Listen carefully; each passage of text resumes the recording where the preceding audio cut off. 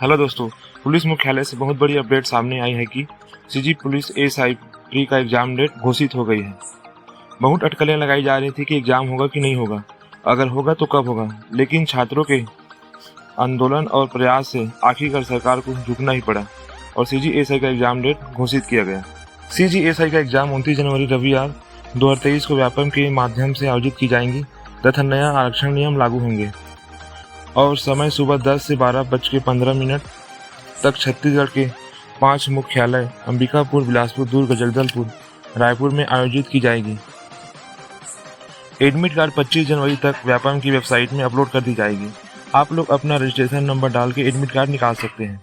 तो तैयारी और तेज कर दो साथियों, क्योंकि कुछ ही दिन शेष बचे हैं। और ऐसे पात्र अभ्यर्थी जो पूर्व में प्रारंभिक परीक्षा का आवेदन नहीं भर पाए थे, उनके लिए ऑनलाइन आवेदन हेतु 3 दिवस के लिए पुनः लिंक खोला जा रहा है।